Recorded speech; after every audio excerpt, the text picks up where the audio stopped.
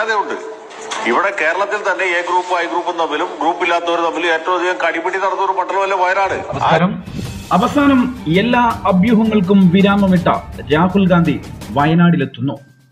ഫാസിസത്തിനെതിരെ പോരാട്ടം നയിക്കുന്ന രാഹുൽ ഗാന്ധി ഉത്തരേന്ത്യൻ സംസ്ഥാനമായ ഉത്തർപ്രദേശിലെ അമേഠിയിലും അതുപോലെ തന്നെ കേരളത്തിലെ വയനാട്ടിലും മത്സരിക്കാനുള്ള രാഷ്ട്രീയ സാഹചര്യമാണ് ഇപ്പോൾ മുമ്പിലുള്ളത്.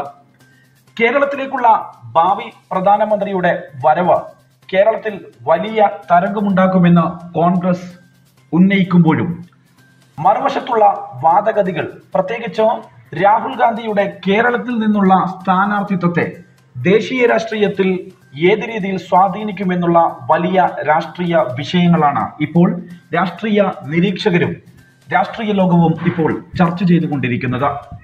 ഫാസിസത്തിനെതിരെ, പ്രത്യേകിച്ച് മോഡിക്കെതിരെ പടനയിക്കാനും മോഡിക്കെതിരെയുള്ള മത്സരവും പ്രഖ്യാപിച്ച രാഹുൽ ഗാന്ധി അമേഠിയിൽ നിന്നും പരാജയം മണത്താണ് സുരക്ഷിത മണ്ഡലങ്ങൾ തേടിക്കൊണ്ട് ഇങ്ങ് കേരളത്തിലെ വയനാട്ടിലേക്ക് എത്തിയത് എന്നുള്ള ഒരു യാഥാർത്ഥ്യം തന്നെയാണ് ഒരുപക്ഷെ ഈ ദേശീയ തിരഞ്ഞെടുപ്പിൽ കോൺഗ്രസിനും രാഹുൽ ഗാന്ധിക്കും വിനയാവുക.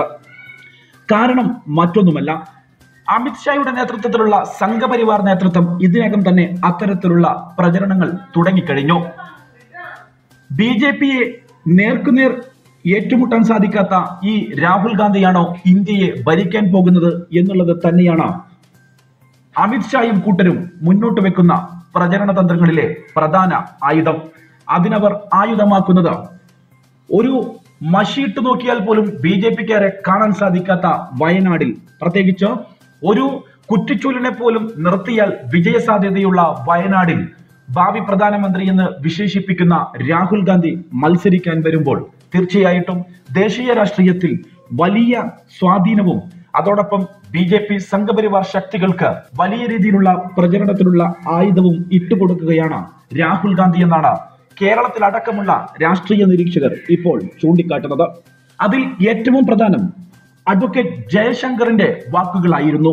കാരണം എല്ലാ സമയത്തും ഇടതുപക്ഷ വിരുദ്ധമായിട്ടുള്ള സമീപനങ്ങളും നിലപാടുകളും പറയുന്ന ജയശങ്കർ, പ്രത്യേകിച്ച് മുസ്ലിം ലീഗിനെയും കോൺഗ്രസിനെയും അനുകൂലിച്ച് വാർത്താ ചാനലുകളിൽ പ്രത്യക്ഷപ്പെടാറുള്ള ജയശങ്കർ, പക്ഷേ ഇന്നലെ അദ്ദേഹത്തിന്റെ വാക്കുകൾ കേരള രാഷ്ട്രീയത്തിൽ വലിയ നടുക്കങ്ങളും ഒരു ചിന്തകളുമാണ് തുറന്നു വെച്ചിട്ടുള്ളത്. സ്വന്തം മണ്ഡലം തിരഞ്ഞെടുക്കാൻ പോലും പ്രാപ്തിയില്ലാത്ത ഒരു കിങ്ങിണിക്കുട്ടനാണോ ഇന്ത്യയെ ഭരിക്കാൻ പോകുന്നത് എന്നുള്ള ഒരു തമാശ രൂപേണയുള്ള പ്രഖ്യാപനമായിരുന്നു ജയശങ്കർ ഇന്നലെ ചാനലിൽ പങ്കുവെച്ചത്.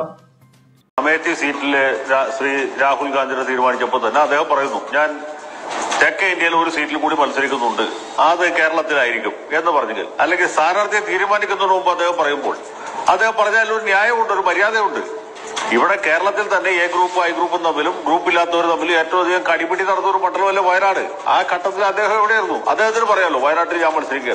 അല്ലെങ്കിൽ അദ്ദേഹത്തിന് അറിയില്ലെങ്കിൽ KC വേണുഗോപാലും AK ആന്റണി ഉൾപ്പെട്ടതാണല്ലോ കേന്ദ്ര ഇലക്ഷൻ കമ്മിറ്റി. ആ കമ്മിറ്റിയിൽ ഇരിക്കുന്ന മാന്യ മലയാളി മെമ്പർമാർക്ക് പറയാമല്ലോ ഇവിടെ രാഹുൽജി മത്സരിക്കുന്നതായിരിക്കും നല്ലത്. ഇവിടെ അതൊന്നും ഉണ്ടായില്ല. അതിന് പകരം സിദ്ദിഖ് എന്ന് പറഞ്ഞൊരു ചെറുപ്പക്കാരനെ അവിടെ സ്ഥാനാർത്ഥിയായിട്ട് വിട്ടിവേഷം കടിച്ചു നിർത്തി. അയാൾ 2-3 ദിവസം പ്രചരണം നടത്തിയപ്പോൾ അയാളെ മാറ്റി പിന്നെ 8-9 ദിവസം കാത്തിരിക്കുകയാണ്.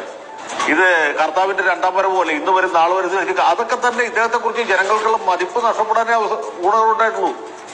ഏത് മണ്ഡലത്തിൽ മത്സരിക്കണം എന്ന് പോലും അറിയാൻ പാടില്ലാത്ത ഒരാൾ, ഒരു കിങ്ങിണിക്കുട്ടൻ ഇന്ത്യയുടെ പ്രധാനമന്ത്രിയാവുന്ന സീറ്റ് നിങ്ങളത് ആലോചിക്കും. ഇയാൾ പ്രധാനമന്ത്രിയായ രാജ്യത്തിന്റെ അവസ്ഥ എന്താ? എനിക്ക് അതിനെക്കുറിച്ചാണ് വേവലാതി. അവിടെ സിദ്ദിഖ് മത്സരിച്ചാലും ജയിക്കും. സിദ്ദിഖ് ജയിക്കില്ലാത്തതുകൊണ്ടല്ലോ അദ്ദേഹത്തെ മാറ്റിയത്. അല്ലെങ്കിൽ K മുരളീധരന്റെ ജയസാധ്യത ഇതുകൊണ്ട് കൂടുതൽ വിചാരിച്ചിട്ടാണോ? അല്ല. രാഹുൽ ഗാന്ധി അമേഠിയിൽ നിന്നാ തോറ്റുപോകും എന്ന തോന്നലുണ്ടായതുകൊണ്ടാണ് അദ്ദേഹം കൂടെ വരുന്നത്. ഇപ്പൊ കൊച്ചുകുട്ടികൾക്ക് ഒരു മനസ്സിലായില്ലേ?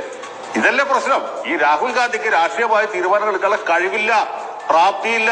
അദ്ദേഹം ഇന്ദിരാഗാന്ധിയുടെ ചെറുമകനാണെന്നുകൊണ്ട് ഒരു ഫലവുമില്ല എന്നാണ് ഇപ്പൊ ജനങ്ങൾ. ജയശങ്കറിന്റെ ഈ വാക്കുകൾ, അതെ, രാഹുൽ ഗാന്ധി കേരളത്തിൽ മത്സരിക്കുമ്പോൾ ഒരുപക്ഷെ കേരളം അടക്കമുള്ള സംസ്ഥാനങ്ങളിൽ കോൺഗ്രസ് പറയുന്നത് പോലുള്ള ഒരു തരംഗം ഉണ്ടായാൽ പോലും രാജ്യം ഇപ്പോൾ ആഗ്രഹിക്കുന്നത് ദേശീയ തലത്തിൽ BJP-യെ താഴെ ഇറക്കാനാണ്.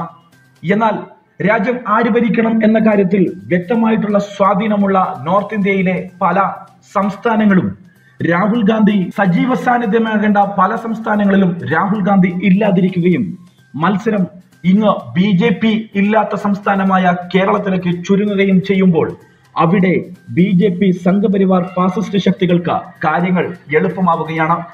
അതുകൊണ്ട് തന്നെയാണ് രാഹുൽ ഗാന്ധിയുടെ വയനാട്ടിലെ ഈ പോരാട്ടം ചരിത്രപരമായ മണ്ടത്തരമെന്ന പ്രമുഖ മാധ്യമങ്ങളും രാഷ്ട്രീയ നിരീക്ഷകരും വിലയിരുത്തുന്നത്.